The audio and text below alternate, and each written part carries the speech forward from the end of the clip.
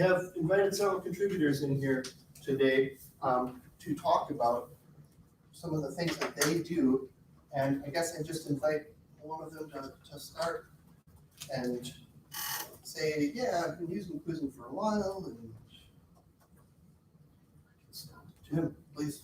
Probably, my classes are fairly small. I can talk to my students and get to know them. So I'm using a variety of quizzes. Do we have? You sent me something. I did. Oh man. Yes. Keep talking. I'll find out. I'll try and keep talking. I'll have to look at mine to remember. I'm trying to use quizzes for a number of different reasons. I'll just try and pull this up. So one of the things I used right at the beginning of the semester was a survey. And the reason I used a survey was to get students to do it. They get however many points just for doing it. It's not about correct answers. And I used that because our very first class is a test. So I don't even get to really talk to my students except for take this test, you have 50 minutes, see you on Friday. And I want to get to know them. I want to know where they're coming from, what their expectations for the class are, what they want me to call them in class. I teach international students, so some have other names that they would like me to use. So so could we go to let's try course description. So would you call that a quiz or would you call it a survey? Or would it be a graded survey? Actually, I'm in the wrong place. Sorry, go to modules. This is why I go first. Tell you what, let's go to quizzes, because that's where they should all be. I'm prepared, really. Okay, so if you scroll down to the survey section, it would be tell me about you. So there are 10 questions. They are mainly essay questions, I think they're set up as. And it really is for students to tell me about them. And they get a set number of points because it's a survey. They just get a set number of points for doing it. The other thing I use the first day of class for is, so those are some of the questions. So if you want to go back to quizzes.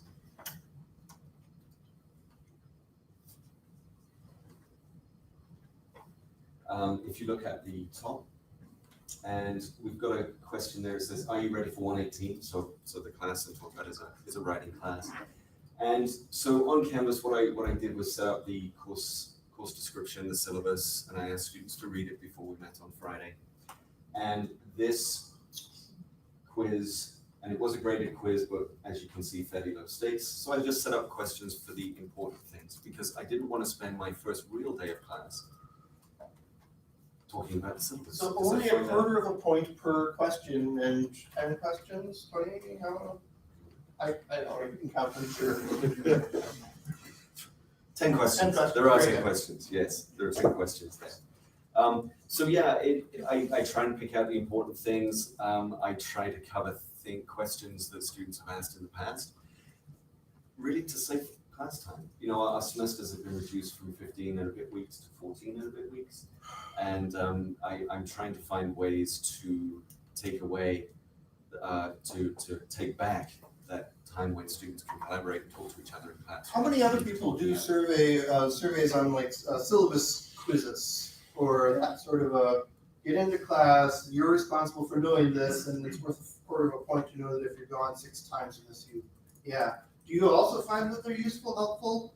Any amazing things that I've been doing this for 6 years and this is the best thing ever about them? Anyone? All right.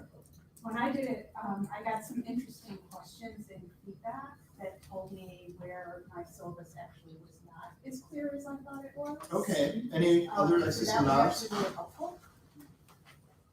Yeah, again, as instructors, unless they tell us, we can be like, oh, this is super clear, but you know, we are not our students, and so they have a different idea of what clarity means.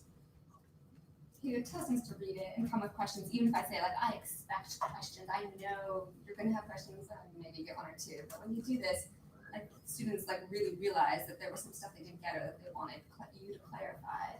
So I got more questions when I opened it up for questions, or just addressed a couple things, like a lot of people got this one wrong, this is the situation. So, And in chemistry, since we're bringing in thousands of students and we want them to have top hat ready first day of class, have their homework system ready first day of class, we also have Piazza open and ready to go for that first week while they're answering these questions. So there's a lot of technical support that comes through Piazza that I think having these quiz checkpoints as they go through what we call module 0, which is basically a Canvas version of the syllabus. By doing that, we are getting them to think about these things before that first day of class. And correct me if I'm wrong, but you have, chemistry has, or many in chemistry have all of the communication between student and instructors through Piazza. Is that, We encourage them to make that their first stopping place, yes. and that way when they do ask those questions, there aren't 30 people emailing or 50 or 300 people emailing you the same question. They put it once on Piazza. Sometimes other students answer it, but if you answer it, everybody can see it, and they don't have to email you, and you don't have to email them back and forth. That's good. Yeah. Can I just ask a quick question about Piazza, because I know like next to nothing about it. What's the difference between using that and chat or discussion? Using that chat for discussion, James. So basically, Piazza is a little bit more student-friendly because students can start their own threads. Piazza is also designed specifically for like STEM fields, for math, Okay. for the sciences, because the whole concept is that you like put up a formula or something and students do different versions of it. Then you can go back and forth looking through the versions. Then you can also do discussion threads underneath each one. It's also a little bit easier to organize by topic within it.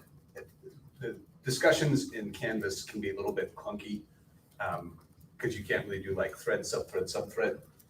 It's just like you have the thread and it can go on forever, and so finding stuff can be a little bit more Now, difficult. this semester, we do not have a thing on Piazza, but I'm hoping to have one in spring. For us to, But I'd be happy to talk with you more about it later. and we're gonna Okay. have chemistry from top on. Other things about the syllabus thing, and then back to Tim. Okay, Tim. So I was going to show you just a couple more things. Yeah. Only. So base modules, and then if you can scroll down to where it says APA citations and references. So this is one thing that our students, when they come to us, maybe they will know, maybe they won't. There we go. So this is a module that I set up so that students can self-study. And the idea is that it starts off with a pre-quiz, let's see what you know. And then we have some input about how to use citations, how to set them up, what they're for. And then a kind of a post-test. Again, all of these are low stakes. Yeah, 3.5 post-test- points, 1 and 4 3/4 points, very low stakes. Do they do Post-test- those? Sorry? They will go for those very low point values and spend the time on it? So far they have been, and again, the advantage is small enrollment classes. Yeah. You know, so I have the opportunity to see them and say you haven't done your test, Got it. or go into the grade book and that feature, email students who have not. Yeah, so that's a real nice feature for finding those students. The who haven't. Canvas inbox, you can do it in the grade book actually. Yeah, grade book, Yeah. 3 dots. Yeah. So that's quite nice. Shish kebab, 3 dots. So that's kind of a sequence of input and testing, finding out whether students have kind of understood. And then that last activity is just a straightforward assignment to see if they can put everything together. So that's a sequence of activities where I've kind of used quizzing, and that would be pretty much all homework. Again, to call back some of that class time and focus on other things that students really need to work on in class. Any questions about that? do you know, or can anyone tell me a little bit about if I select a graded survey versus a graded quiz, what is the difference for Canvas? Like, what are they gonna offer me or not offer me if I say this is a graded survey versus a graded quiz? Or is there literally no difference? It's just semantics. The biggest difference, and I think there is some difference in the question functionality about how much you can put in questions, but a graded survey, so if I have 10 questions, so the first example with the questions about the syllabus, I had 10 questions. Didn't matter, students could go through and just put X in every box, they would still get 2 points. It doesn't matter what the individual question is worth, tell me if I'm saying the wrong thing here. No, you're saying This the is my right thing. understanding. Okay, with a graded quiz, each question has a value, and the students, when the students get the question correct, they get that point value. When they get it incorrect, they do not. So Canvas will add up those points. So if I've got 10 questions, they're all worth 1 point instead of 10 points. So in a survey, you say each thing's 1 point, but But it doesn't doesn't matter. matter. It's Does not just- matter. It's basically just, Completion versus correctness, right? Is that what we have to do? Some, yeah, that's a very. and there are examples on the bottom of the first page here of class prep, some content that I could have put down as a page, and I have it as a page where students can go through it. Will they go through it? Some will, some won't. Will they do the reading, right? I'll get another version as a quiz. So they go through it, section 1, they get some quiz questions on it. They watch the next video, they get quiz questions on it, and they go through that. And that way, I know that they're going to prepare for class because everything that I wanted them to read has questions about it. The second example down here is that whole thing as a survey. As a survey, they have to open it up. It's like sort of forcing them to, you get credit for opening up the book and turning the pages, right? It doesn't really matter if you've absorbed the material or not, but that's a very easy way for an instructor to create this low stakes, not the most effective, but somewhat effective way to get them to at least have the material in front of their face or to click it. Quizzing would be better, but with quizzing, you've got to come up with right answers, wrong answers, explanations of why this answer is right and that answer is wrong, and that extra feedback that there's something about the both student self-assessment and the immediate feedback. We know that immediate feedback is so important for students, right? And I keep thinking of those fill in the box surveys or quizzes or exams that they get back 2 weeks later, and sometimes you get the exam back with it, sometimes you don't. So you just know that the feedback for the student is, I got something wrong, but it was 2 weeks ago, I don't remember what number 10 was. So this, if you get it right away, they're like, oh, okay, then it becomes a learning time as well. how about doing the survey versus nothing? At least you're also getting some feedback. They have, at least some of them will write something, so you can at least do Yeah. that. And some of them will figure it out and it'll be blah, blah, blah, and then I get credit for that, that's fine. But I can always go in and change that.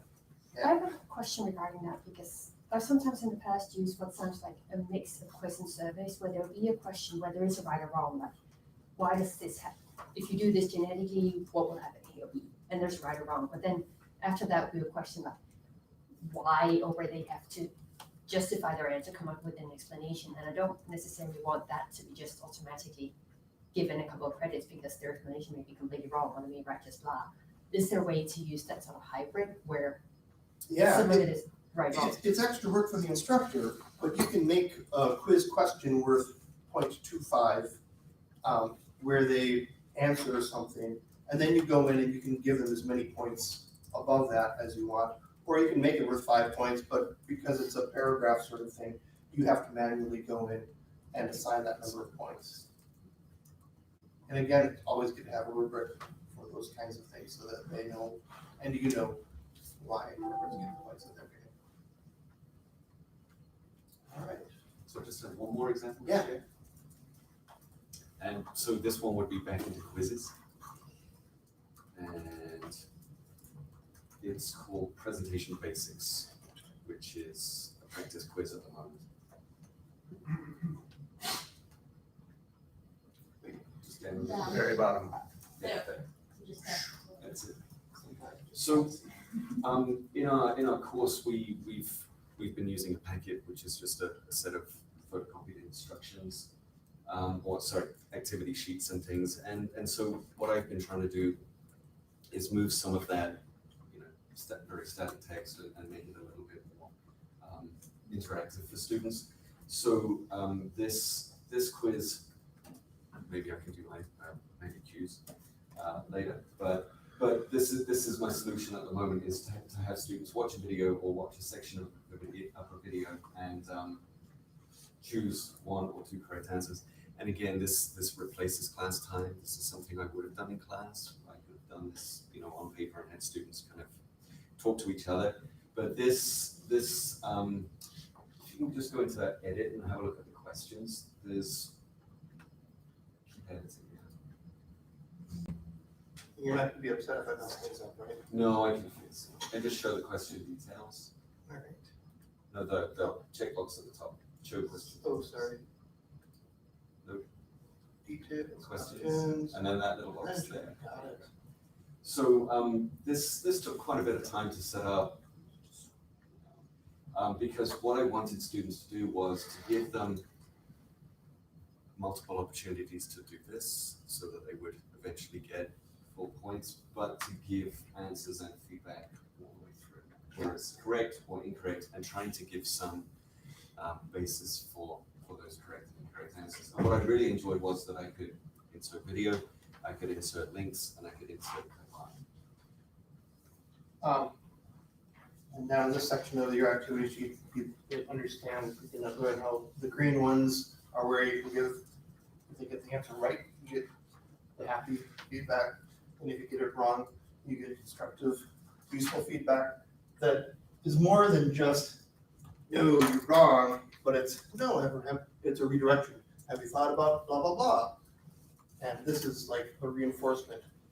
Again, learning sciences, the more impressions of the right answer and the right things in front of them, the more they learn over and over, distributed learning throughout the semester. So being able to have that feedback every time it helps with learning, it reinforces that neural path. All right. Any questions, Jim? And then the possible answers and also the comments, feedback applies to all kinds of quiz question types. Yeah. Yes. I think it's trickier with somebody correct me if I'm wrong on this, but in the essay or paragraph answer ones, I guess I don't know is that the same feedback? Because You can't get answer-specific feedback in that one. You can, I believe, give general feedback that For the anybody could see, but you wouldn't be able to base it off what they said. yeah, right answer or wrong answer, because that's manually graded afterwards. There's only one box. Yeah. But you could say, your question probably should have included these main points, something like that, or the best answers would have addressed X. Yes. Jeff?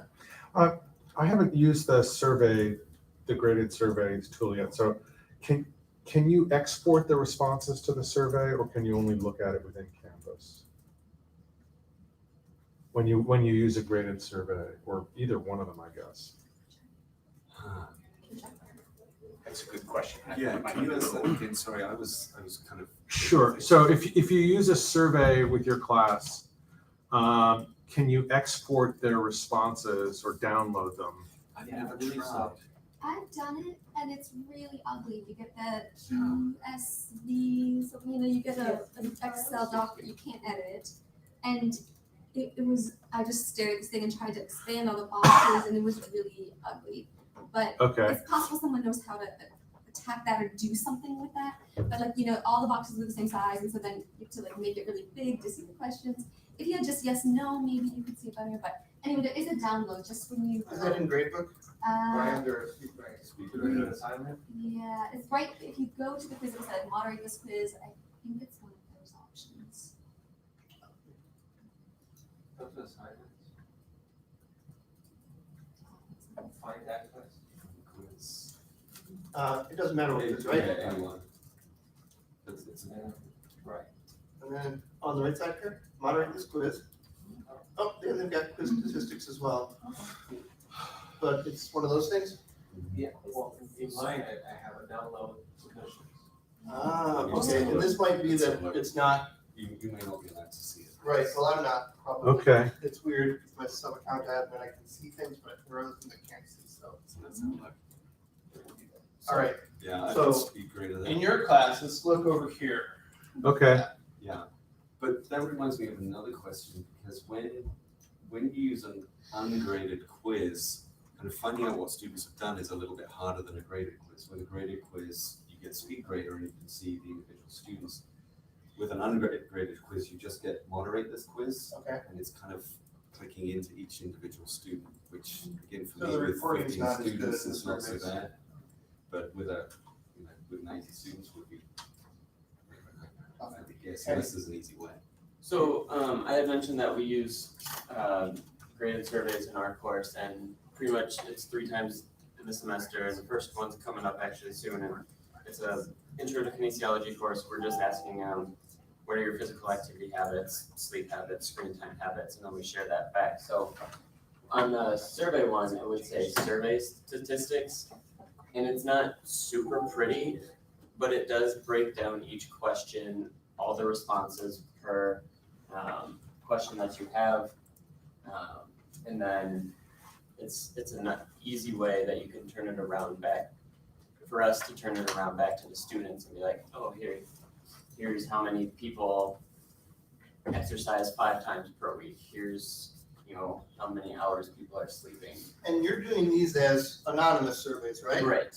And that's another fun thing. You can actually give grades on anonymous surveys. You can give people credit for completing them, and you don't know who does them. So it's a really great way to give people credit for providing honest feedback. Oftentimes in D12, if you wanted to do a survey and you wanted to give them points for doing that survey, that was great, but you knew exactly that, oh, Brad's the one who said this. And Brad knew that too. So Brad wouldn't say a bad thing about my class because he doesn't want to get on my bad side, right? But with the anonymous one, they can be open to giving very raw feedback. So it's up to you if you can handle that. Of course. On the, I was thinking about the problem of having ungraded surveys.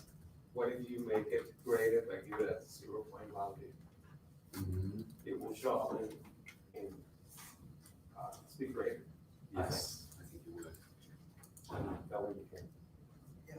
So I had a practice quiz. I wanted students to be able to see the question formats that I would be using on my first. If I have a practice quiz for my first one, I forgot to mark it as a practice quiz.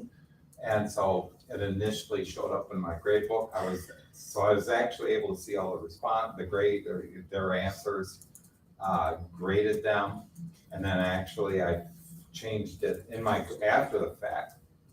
So it actually looks pretty slick to change it after the fact, and then it'll go into your grade book as a practice. You didn't use it too.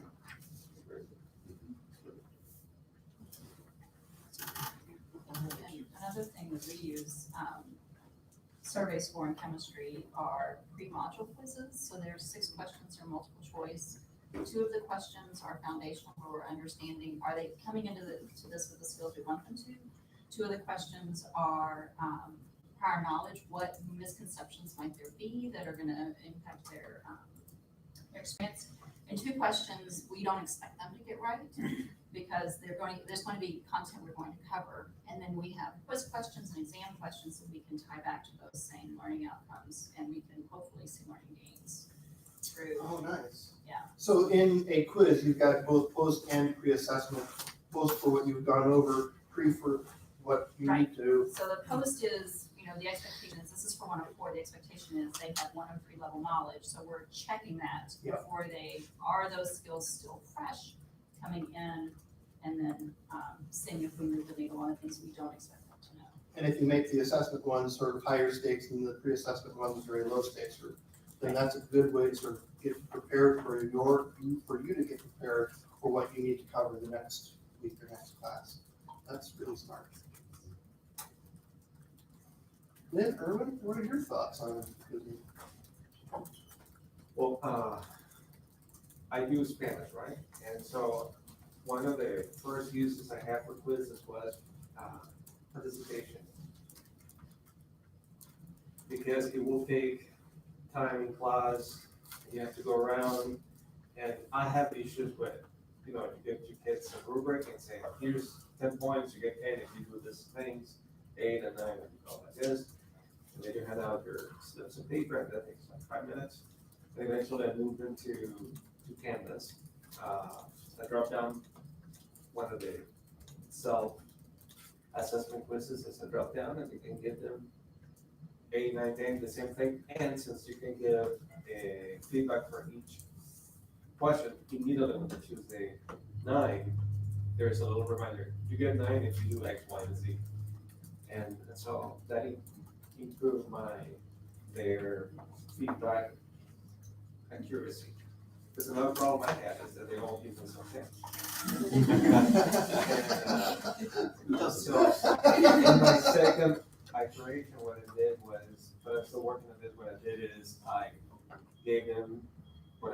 those sets of 10 points, that it was worth actually half. And so when I went, they grade themselves, and then I adjusted to 5 concepts. A fair. So did you see that in the first one, I imagine that there was a learning curve for them of like, what is this thing? But eventually after the second or third time, did they get it? Yes, and that's a good one. I've also, the first time I implemented this, I noticed that, so I started dropping the first few times, the first iterations, like week 1 and week 2, they don't. They just basically practice. Right, and then week 3, this is for real guys. And so that worked well. Okay. Something else that I found useful doing that is that if it shows him speed grader, then you can give them feedback, like reported. It's like, hey, and many of them appreciate that. Any other questions? How often do you use reported feedback? Well, that's a problem. So if you start doing it, then they expect you to continue doing it. And that can take time. So be in the lookout. Set the bar low, expectations down. You can copy and paste comments, but making it. Yes, that's take time. And so maybe there's a way to do that sort of, what's Foucault's, one word to see everything. Panopticon, thank you. Do it for some, and then next week do it for others, and just kind of keep them guessing, so that they think that you're giving you're looking at all of them and just hitting feedback randomly. It's that, the conditioning to that random feedback. For language learning classes, especially where speaking is a big component, you can do the feedback already. It doesn't take very long. Just record like, good, I really agree with you, and then they're getting a little bit more input, language input. Thank you. I was gonna ask any other language learner suggestions or tips, and that was one of the ones that I was thinking of. I think Foucault was critiquing the Panopticon, not saying we Well, should use you know. it. You read Machiavelli for all kinds of reasons. So okay, that's true. Awesome. Okay. Lynn, what are your thoughts? So, I mean, I use quizzing, I was using case scenario critical reader that is now defunct, where I would have students go through case studies and have them write and answer questions along the way. And I still have those, but they're not graded anymore. I'm still kind of figuring out what to do with those. I tried some solutions and it didn't seem to work out, so I'm very interested. I'm thinking now, after your comments, that maybe I could put that stuff in a graded survey. And I'll have to play around with that because that seems kind of intriguing. But I do use quizzes every week to test material to kind of keep students up to date, to make sure that they're engaging with the material so that nobody's cramming for, the model I used to use was three big exams, students would cram for them, and now they're getting quizzes every week. And I continually struggle with the students who are not taking quizzes. I email them, I ask them what's the obstacles you take in the quizzes, and it's always just like, I forget about them. Right, okay. So Greg Moses in engineering is retired now, but he would talk about relentless quizzing. Like, just keep quizzing them all the time, lots and lots of low stakes quizzes, and you would have to do it in class as sort of a, take the first 5 minutes of class, do this quiz. And that way there's a little bit of extra sort of social pressure and sort of like, this is how the class starts every day. But the learning sciences back this up a lot. The more low stakes things that you can do, the better. Universal design will say this as well. If for some reason I wake up and it's a terrible morning and I just can't think or can't make it into class, I will lose 5 points. No biggie, I can absorb that throughout the rest of the semester. I learned how to do this. But if I only have 3 options in a semester to provide feedback, I need to be on that day, on that random day. And if I'm not, that's potentially a third of my grade. So these low stakes quizzing, both they're safer, their students do better because they have more day-to-day opportunity to show you that they actually know stuff rather than on one day, this was a terrible day for me and I just messed up. So that's awesome, keep going.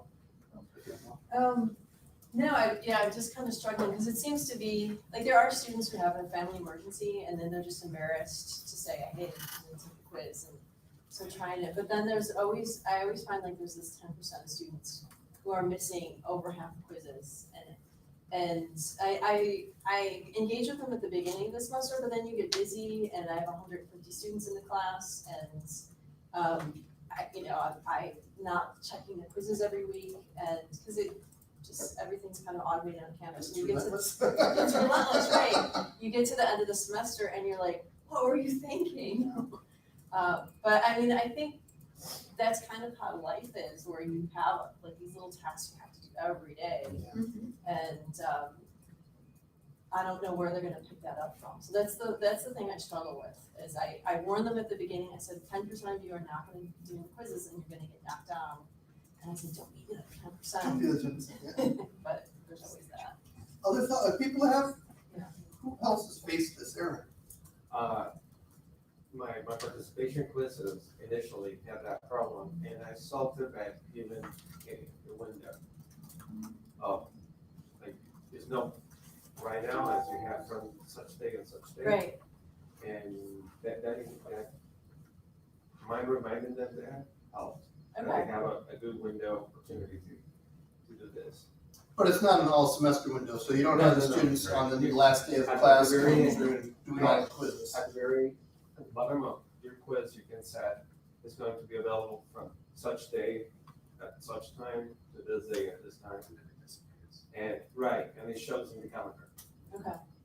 And that is another thing that is sort of sweet about Canvas, is on that right side of their page, they get this to-do list of, oh my gosh, that's right, I gotta do that quiz, I didn't do it yet. It's still there, I need to do that. Or, Thursday night before I go out or whatever, I need to make sure that that is clear for the weekend, whatever their motivations are. Anyone else have that problem or ways to deal with that? I just have a related question, because with all these low stake quizzes, I can definitely see why it's an advantage to students, but how do we prevent quiz fatigue?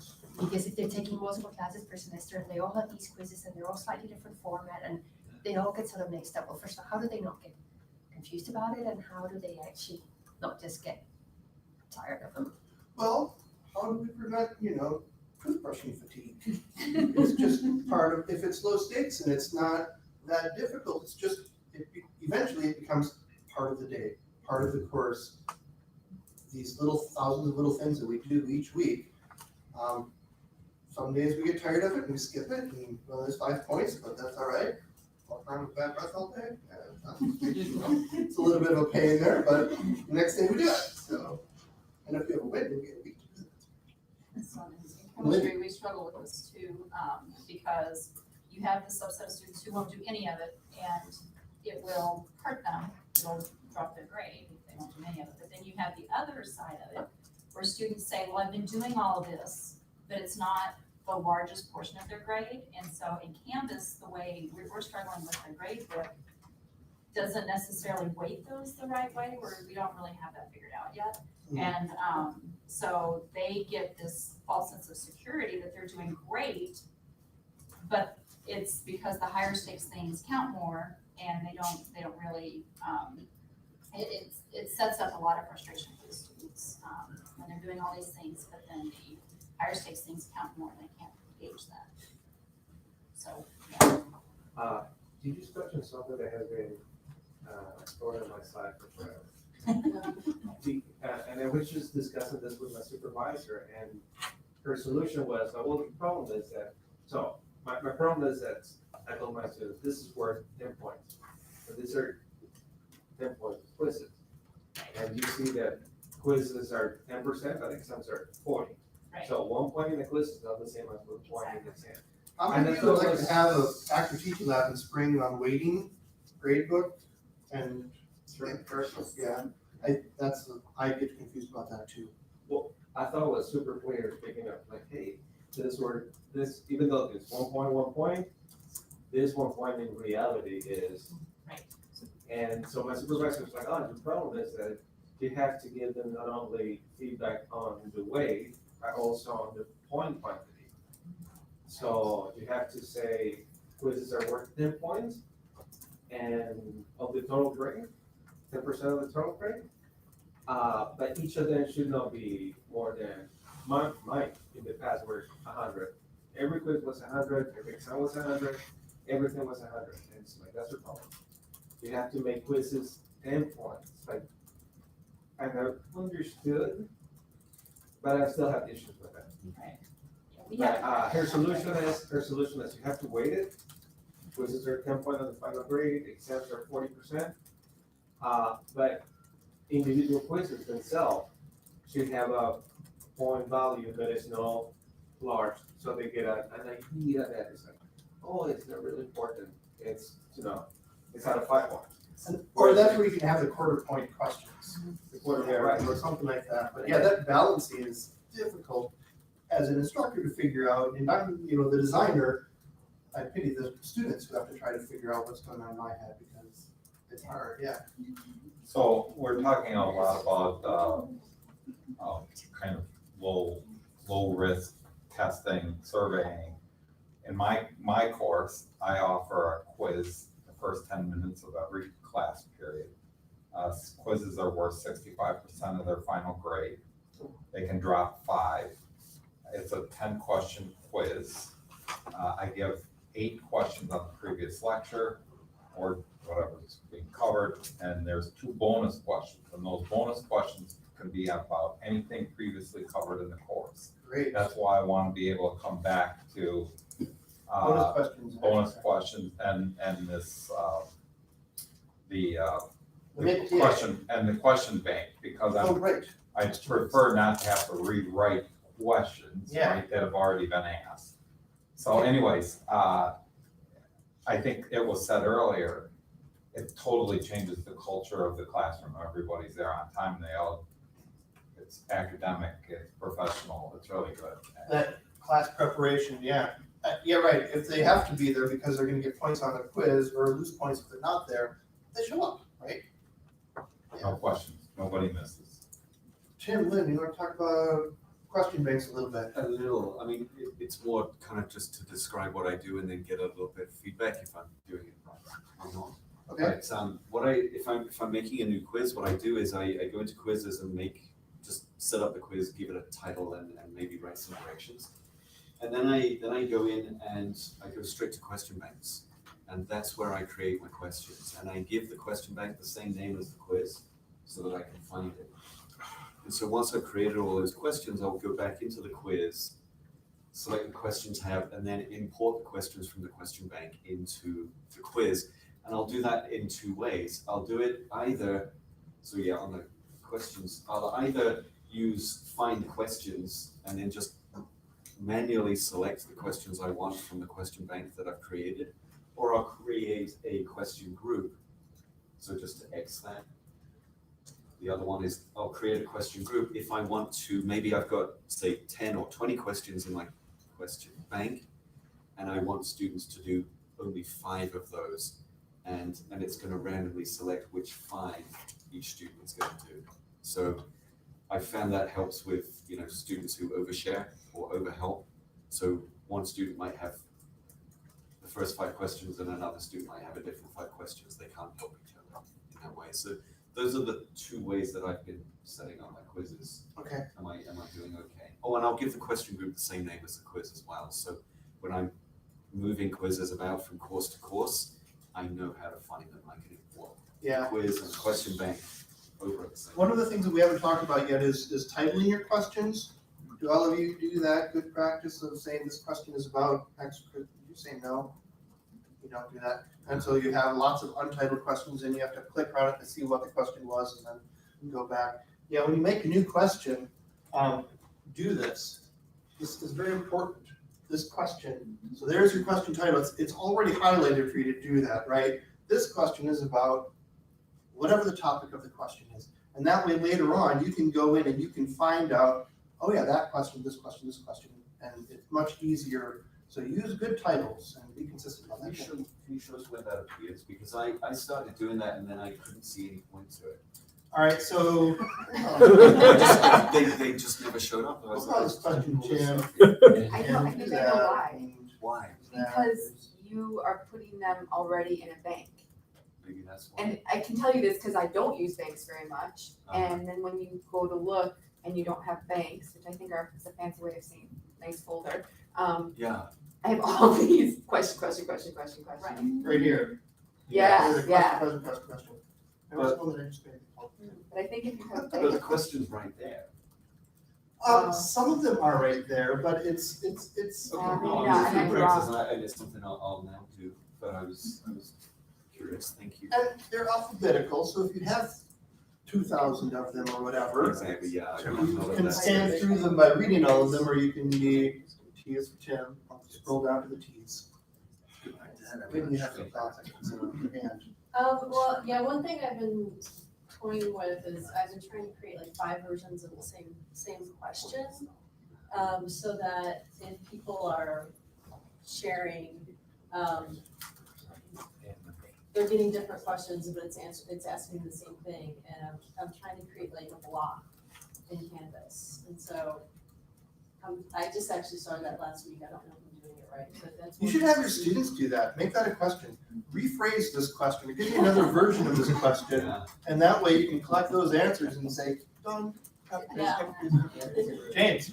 Just one thing to be aware of, so this kind of randomized quizzing is a great idea, and this is kind of a no duh, but sometimes people don't think about it. If you are creating question banks that are pulling random quiz questions, you need to make sure that those quiz questions are all roughly the same. Otherwise, you can really advantage or disadvantage students. For because assessment. it's random. Yeah. Oh, You mean the same difficult? Yeah, and it's the same with the shuffle answers option, like don't put all of the above.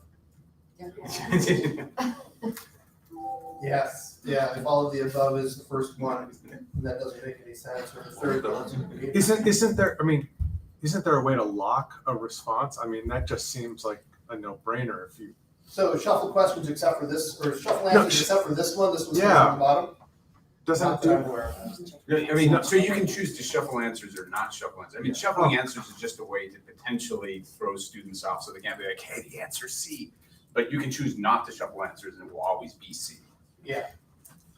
with the issue about trying to choose 5 different versions of the same question, you can do that, create a section where it's selecting one of the 5 random. Okay. But at least as far as I know, you then can't have that 1 out of 5 randomized amongst your other questions. It's Right. because I've tried to pull from multiple question banks. So because I've got a question bank for each chapter, and I want to have a test review that pulls from all of the chapters, that I couldn't do. So basically I had to take all of my 5 different question banks and pull them into a new question bank that was the exam, and then I could sample randomly from that larger collection of questions. Did you spend time before you published that, making sure that this you didn't randomize all out of the first chapter only? I tried. I mean, I tried doing that, but then I was forced to select a certain number of questions from each of the chapters, and I wanted complete randomization. So that's why I ended up pulling in the 4 chapters into this new question bank, so that I randomly sampled from that. And since it's all just sort of practice, I didn't have to worry about issues about difficulty. Can you bring your laptop? Yeah, can you show IVQ real quick? Sure. For some reason, the one that we have here isn't working. So we can do this now. It's up and. Yeah. Okay. I heard rumors about this. Do you have a fancy one? Do you need a fancy down display? We need display port, we have one of those here. Is IVQ kind of the same thing that Play Pause it down? The what? Play Pause it? Play pause it, I'm not familiar. Yeah, play pause, it's one of It those shows you- videos and it pops up, Okay, And- questions or. Right, but if you have a medium, then it slows it down, like pay attention to the next 10 seconds. Something important is gonna happen, and then after something did happen, was it A, B, or C? yes, and some of you have been to the H5P sessions that we've had in the past, you can see that as well. There's a lot of options there in H5P. The disadvantage, and they're really easy to make. That's sort of a wonderful thing about H5P. The disadvantage is it does not connect with the gradebook. Actually, it does, if you get the LTI for it. I just purchased it for my instance of it. You can get an LTI for Canvas for H5P and everything goes right in the gradebook. Yeah. And how much is it? Well, so I did it for my group, which is a small group. I did 10 instructors and only 200 students. And it was $780 or something like that. Okay, big disclaimer here. H5P is not a UW-Madison supported tool. It's a use at your own risk. Don't It come has, after me. actually, it has been approved by UW system. And so you can get it, but you would have to pay for your portion of it. Okay, So I've been through the whole process so that it's gone through the whole approval, whatever. So now it would be easier for you to do it. You probably have to do it by either the whole institution, which could be pretty expensive. I don't know where that money comes from, or each department, and then all of the courses within your department's umbrella part of Canvas could have access to that. an interesting thing to stay tuned about. Still not supported by UW-Madison. James. I'll present something for you. I didn't prepare this, but there's two ways to do in video quizzing. So essentially, it's a way that you can have questions populate in the middle of a video. And it's a great way to keep people engaged, especially in long videos, but it's also a way for them to pause and try to retain important information, which is a great best practice for media. The two ways you can do this, you can go to media space and then you can click on add new and go to video quiz, or if you go into one of your videos and click edit, you'll get the same option. And we've got pretty good directions on how to do this right from here. And so you can show us an example of it. Yeah, I will. So you can select any video from here, we'll go into one, and it'll bring up the editor where you can also trim and splice videos. But there's the option over here on the left, there's the quiz button. Gives you a little description, pulls up the editor, you click start. Documentation on the details of all this doesn't exist yet. I'm still writing it because this was just enabled last week.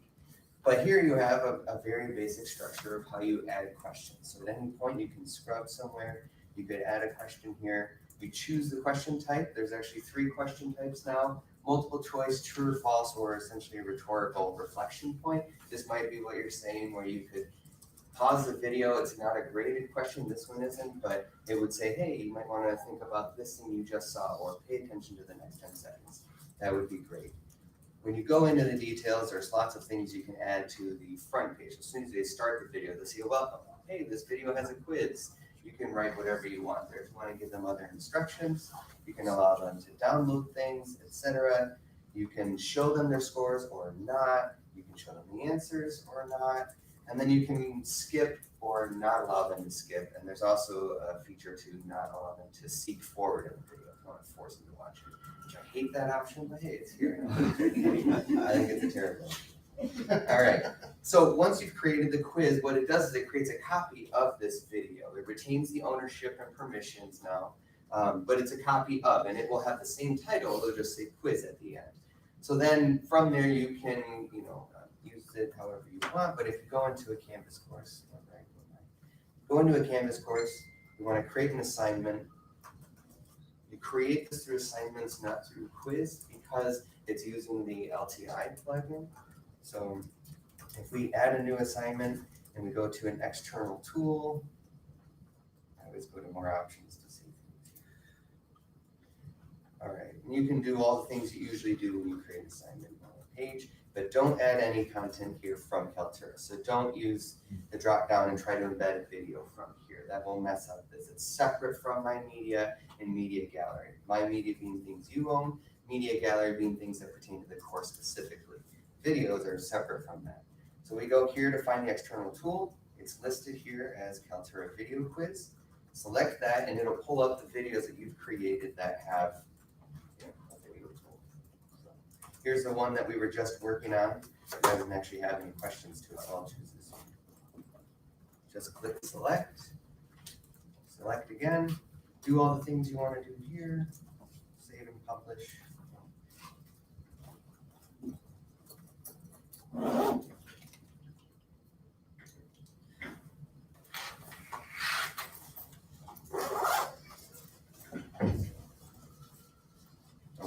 now the video will populate here in a second.